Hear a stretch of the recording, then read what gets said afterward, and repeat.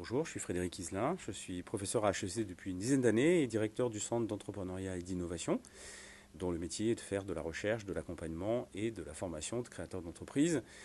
J'ai au préalable été entrepreneur moi-même, développeur et fondateur de start-up pendant 15 ans, avant de rejoindre la communauté académique, et j'essaie d'apporter à mon métier un double regard qui soit à la fois structuré et très opérationnel.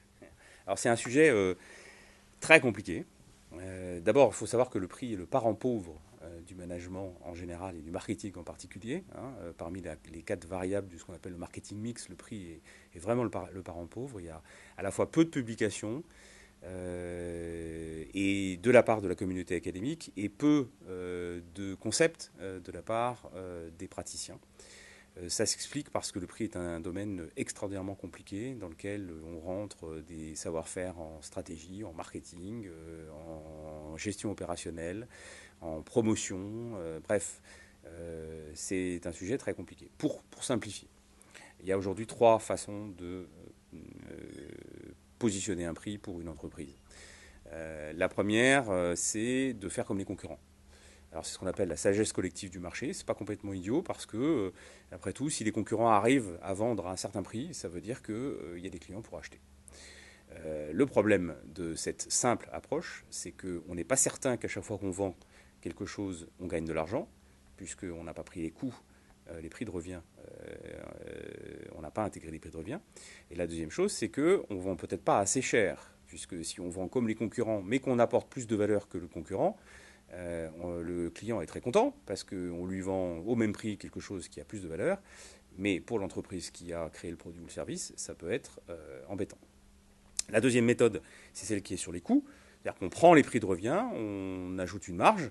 Alors cette méthode-là, elle a l'avantage qu'à chaque fois qu'on vend un produit ou un service, on est sûr de gagner de l'argent, ça c'est une bonne chose, mais on n'est pas sûr du tout non plus de vendre à la bonne valeur, puisque là encore, peut-être que même si on prend une marge, on donne trop de valeur aux clients. Et le cas du nombre d'entreprises qui donnent trop de valeur aux clients est absolument très répandu. Donc dans les recherches que j'ai effectuées, je me suis aperçu que globalement, les 2 tiers des startups technologiques positionnaient mal leur prix, qu'un tiers d'entre elles pouvaient vendre carrément plus cher. Et donc il y a une véritable problématique aujourd'hui. Et quand on le raccroche à ce qu'on évoquait sur la croissance faible des startups françaises, on peut peut-être se dire que si elles vendaient un petit peu plus cher, elles pourraient avoir des taux de croissance plus élevés. Alors comment il faut faire une fois qu'on a dit ça? Il faut totalement revisiter la méthode et les process traditionnels. La première chose, ça consiste à segmenter différemment les clients. C'est-à-dire qu'il faut prendre les clients en fonction de la valeur d'usage et non pas du sexe, de la géographie, de la CSP, etc.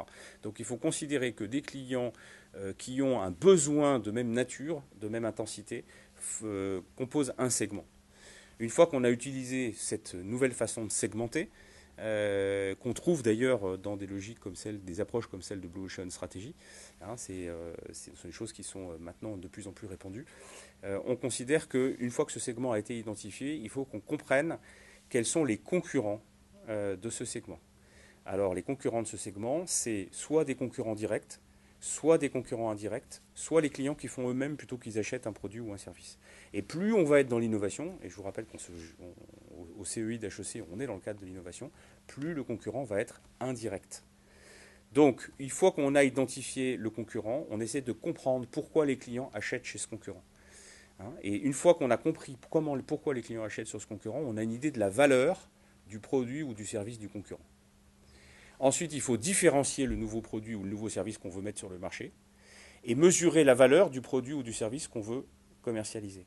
Et on est capable, dans ces cas-là, de vérifier le delta de valeur entre le concurrent et le nouveau produit.